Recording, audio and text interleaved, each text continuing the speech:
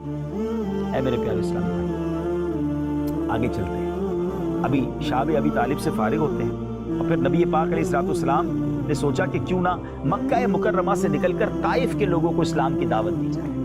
طائف یہ مکہ پاک کے قریب ایک پرفضا مقام ہے، وہاں کے سرداروں کے پاس نبی پاک جاتے ہیں اور جا کر شہر والوں کو اور سرداروں کو اللہ کی طرف بلاتے ہیں، اسلام کی دعوت دیتے ہیں، اس امید پر کہ یہ لوگ بات سنیں گے، مکے والے تو نہیں سن رہے۔ مگر وہاں معاملہ تو اور غضبناک ہو گیا۔ ان طائف کے سرداروں نے جس طرح نبی پاک کی شان میں گستاخی کی، جو الفاظ کہے، جس طرح پھپتیاں کسی، کو تو الفاظ بھی زبان پر نہیں لایا جا سکتے۔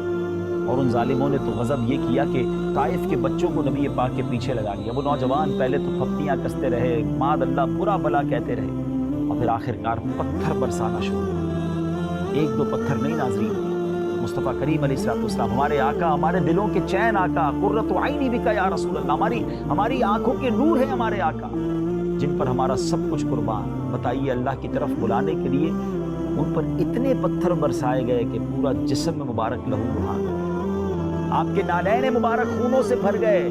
ذرا سوچئے کتنی تکلیف تھی۔ اور نبی پاک جب تھک کر بیٹھ جاتے تھے نا، وہ ظالم ہاتھ پکڑ کر پھر اٹھاتے تھے اور پھر پتھر برساتے۔ ہائے یہ کیسا منظر تھا، یہ آسمان نے دیکھا کیسے ہوگا۔ جب یہ ظلم کی انتہا ہوئی تو جبریل امین حاضر ہوئے، کہتے حضور ملک الجبال کو ساتھ لایا ہوں، پہاڑوں کے فرشتے کو ساتھ لایا، آپ بس آرڈر کیجیے، یہ پہاڑ ملا کر اس بستی والوں کو تہس نہس کر دیا جائے گا۔ اللہ اکبر، آپ زخموں سے چور ہیں، خونم خون، نالین مبارک خون سے بھر چکے ہیں۔ آپ تو رحمت للعالمین ہیں نا، آپ تو سراپا جود و سخاوت ہیں۔ فرماتے میں اللہ پاک کی ذات پاک سے پر امید ہوں کہ اگر آج یہ لوگ ایمان نہیں لاتے تو ان کی اولاد میں ایسے لوگ پیدا ہوں گے جو اللہ کی عبادت کریں گے، وہ اس کو مان جائیں گے۔ کیا کہتے ہیں میرے آقا؟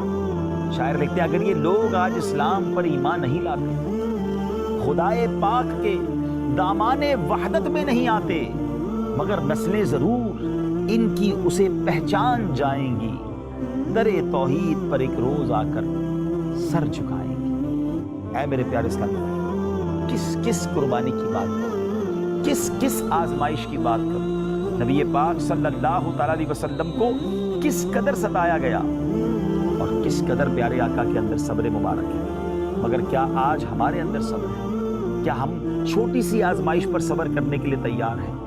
نبی پاک علیہ الصلوۃ والسلام کو کتنی تکلیفیں دی، یہ آپ نے اس کی کچھ جھلک سنی ہے، مگر آگے چلیے۔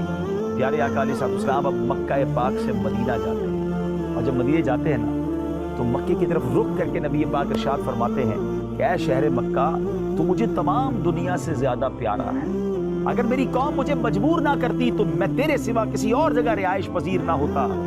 اور صبر کرتے ہوئے مدینہ منورہ روانہ۔ اللہ کی رضا پر کیسے راضی تھے، کتنی بڑی آزمائش ہے کہ اپنا وطن چھوڑنا پڑے، اپنا شہر چھوڑنا، اپنا سب کچھ چھوڑ کر میرے آقا مدینے چلے۔ کیوں؟ اسلام پھیلانا تھا، دین پھیلانا تھا، اللہ کی رضا پر راضی ہے۔ اور یہ آزمائشیں مدینے جا کر بھی ختم نہ ہوئی۔ بدر کا میدان ہو، احد کا میدان، تبوک کا میدان، حدیبیہ کا موقع، کس کس موقع کی بات کی جائے۔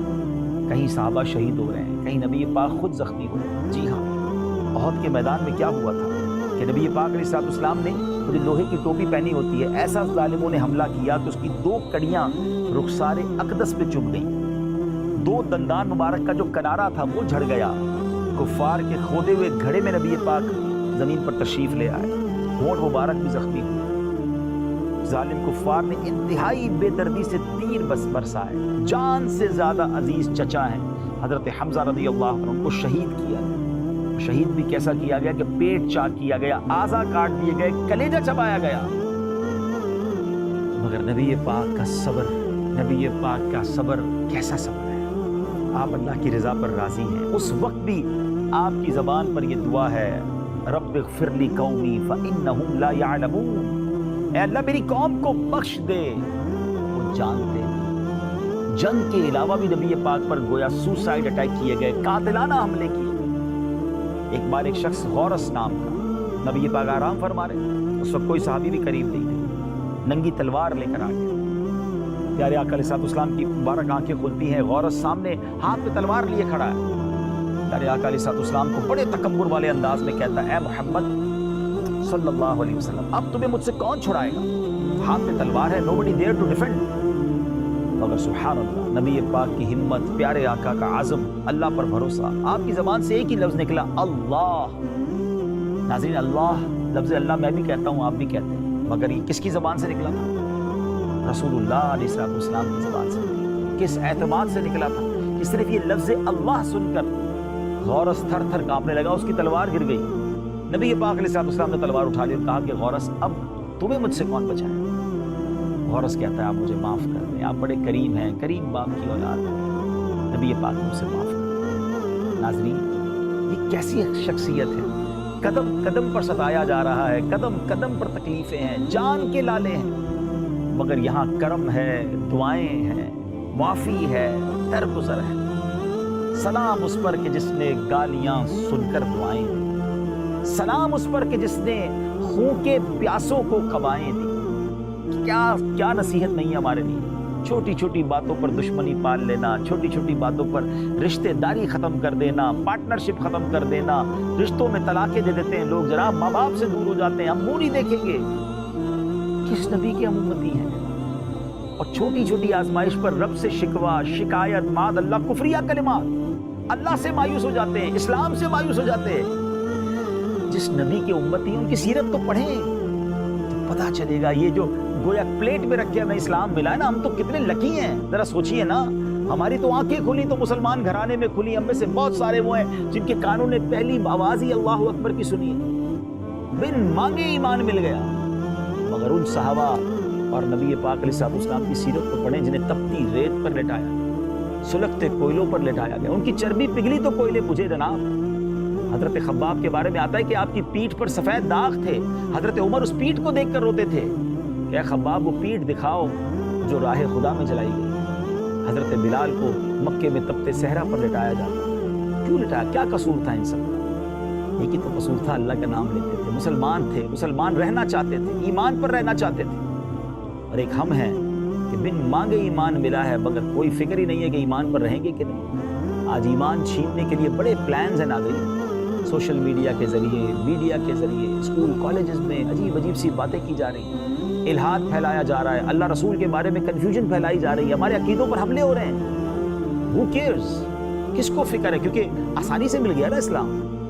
مگر یاد رکھیے, ایمان سے بڑھ کر کچھ نہیں ہے. قرآن میں رب فرماتا ہے, یا ایھا الذین آمنوا اتقوا اللہ حق تقاتہ ولا تموتن الا وانتم مسلمون. اے ایمان والو, اللہ سے ڈرو جیسا اس کے ڈرنے کا حق ہے, نہیں مرنا مگر مسلمان. یعنی we have to die with ایمان.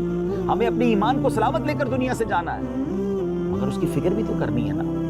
پہلے تو اللہ کی رضا پر راضی رہنا سیکھیں, مشکلوں پر صبر کرنا سیکھیں, اور دین کے لیے قربانی کا جذبہ بیدار کریں, اور پھر اپنے ایمان کی فکر کریں.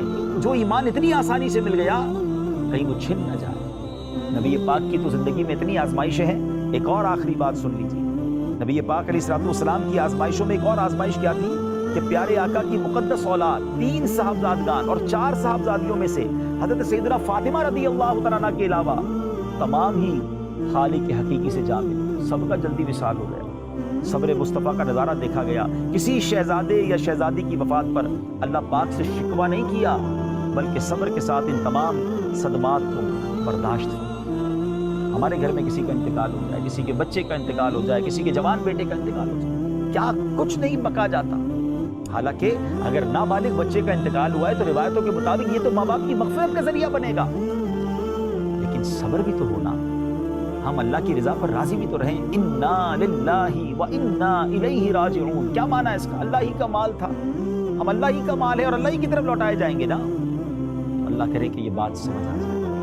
اے میرے پیارے اسلامی بھائی, قربانیوں کی داستان سلسلہ پیش کرنے کا ایک مقصد بھی یہی ہے کہ ہم پہلے تو یہ سمجھیں کہ انبیاء کرام, پھر خود ہمارے آقا علیہ السلام, پھر صحابہ کرام, اہل بیت اطہار, اور پھر حضرت ابراہیم کی سیرت تو سراپا قربانی ہے. ان تمام قربانیوں کو بیان کرنے کا مقصد یہ ہے کہ اپنے دین کی اہمیت کو محسوس کیجیے, اللہ سے محبت کیجیے, اس کے فیصلوں پر راضی رہیے, کیونکہ پھر جب وہ عطا فرماتا ہے اس صبر کے مقابلے میں, اس صبر کے بعد جو راحتیں عطا فرماتا ہے وہ اس سے زیادہ باکمال اور بہت بڑی ہوتی ہے. اللہ ہمیں صبر کرنے والوں میں شامل کرے, شکر کرنے والوں میں شامل